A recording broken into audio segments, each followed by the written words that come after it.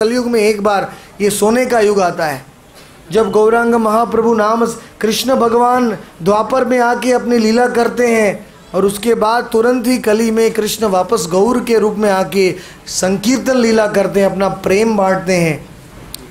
सुवर्ण युग है ये सुवर्ण युग को स्वीकार करो और गौरांग महाप्रभु के भजन करो। तो इस प्रकार से ऋषि मुनि ने कहा और भूमि देवी के आदेश से जो पृथ्वी है वो एक बछड़ा बन गई और बृहस्पति आदि जो ऋषि मुनि है, स्वयंभू मनु आदि सब आ गए और आदि वो भी उन्होंने भी बछड़ों का स्वरूप ले लिया और पृथु महाराज सबको धोने लगे। अलग अलग वस्तुओं से अलग अलग वस्तु प्रकट हो गई। जैसे स्वयंभू मनु को धोने से सब प्रकार की जड़ी बूटियाँ प्रकट हुई और पृथु महाराज ऋषियों ने बृहस्पति को बछड़ा बना दिया।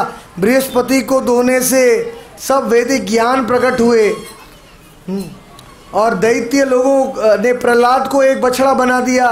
प्रहलाद को भी पृथु महाराज ने धोया, उसको धोने से अनेक प्रकार की मदिरा प्रकट हो गई और गंधर्व अप्सराओं ने विश्वासु को बछड़ा बना दिया, उनको धोने से अनेक प्रकार के संगीत पैदा हुए और पितृलोक के वासियों ने आर्य माँ को बछड़ा बना दिया, इनको आर्य माँ को धोने से काव्य रस पैदा हुआ। आदि आदि अनेक प्रकार के वस्तुएं पृथु महाराज ने प्रकट किया इन सब को धोने से। और इस प्रकार से पृथु महाराज ने 100 अश्वमेध यज्ञ किए और जो 100 अश्वमेध यज्ञ करता है वो इंद्र बन जाता है। तो जो आखिरी अश्वमेध यज्ञ हो रहा था 99 अश्वमेध यज्ञ होने के बाद तो इंद्र है उसने पृथु का घोड़ा ले लिया, क्योंकि इंद्र को लगा कि पृथु मेरी पदवी ले लेंगे। तो जब पृथु ने देखा कि इंद्र सन्यासी का वेश धारण करके मेरे घोड़े को लेके भाग रहा है तो उसने ऐसे गांठ बांधी है, सन्यासी की गांठ इंद्र ने। लेकिन वो इंद्र कापाली का सन्यासी था। वो इंद्र ने क्या किया, एक दंडा ले लिया। इसलिए कलयुग में एक दंडा वर्जित है। जो अद्वैत ज्ञान सन्यास एक दंडा जब लेते हैं उसको ज्ञान सन्यास कहते हैं। वो ज्ञान सन्यास कलयुग में वर्जित है, लेकिन शंकराचार्य और उन लोग लेते हैं, एक दंडा लेते हैं वो।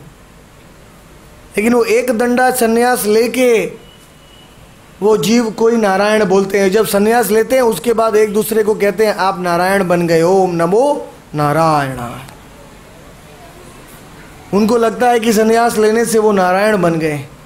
तो ये सन्यास कलयुग में वर्जित है, क्योंकि ये अज्ञान है। जीव कभी नारायण नहीं बन सकता है, जीव भगवान का अंश। और कर्म सन्यास भी कलयुग में वर्जित है। जो सन्यास लेते हैं और अपना व्यवसाय चलाते हैं वो भी कलयुग में वर्जित है। कलयुग में केवल त्रिदंडी सन्यास अलाउड है। ये 3 दंडा है इस मन बुद्धि और शब्द, कर्मणा मनसा गिरा। ये 3 शब्द 3 वस्तु को जो कृष्ण को अर्पण करने के लिए सन्यास लेता है उसको त्रिदंडी सन्यास कहते हैं। वैष्णव सन्यास, वो सन्यास कलयुग में अलाउड है, क्योंकि ये वैष्णव सन्यास से दूसरे जीवों का हम भलाई कर सकते हैं, प्रचार कर सकते हैं, जीवों के ऊपर दया कर सकते हैं। और ऊपर ये 3 दंडा नहीं, ये 4 दंडा है एक्चुअली। एक चौथा दंडा यहाँ से जाता है और ऊपर ये चंद्रमा का चौथा दंडा है, आत्मा है। तो सन्यासी 24 घंटे मन बुद्धि शब्द और आत्मा को कृष्ण के चरण में लगाता है, गौरांग के चरण में लगाता है और उस भाव से वो प्रचार करने जाता है। जब वो दंडा पकड़ता है तब सन्यासी को ये दंड होना चाहिए, अनुभव होना चाहिए कि दंड ये तीनों को कंट्रोल रहना चाहिए, मन बुद्धि शब्द और आत्मा। इसलिए उसको दंड कहते हैं। दंड मतलब क्या, कंट्रोल। दंड पनिशमेंट, किसी को आप दंड देते हैं उसको शांत करते हैं कि नहीं। तो इसीलिए ये त्रिदंडी सन्यास कलयुग में है। लेकिन इंद्र ने एक दंडी सन्यास लिया और वो भागने लगा तो पृथु ने कहा मैं इंद्र को नहीं मारूंगा, ये सन्यासी का वेश धारण किया है, अपने पुत्र को भेज दिया उसके पीछे।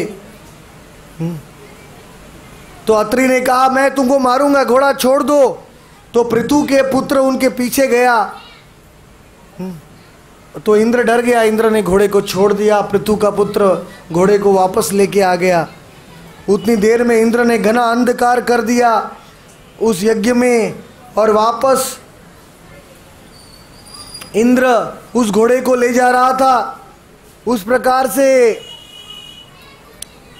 इंद्र ने कई कई प्रकार के वेश धारण किए और कई कई प्रकार के गलत ज्ञानों का प्रचार किया।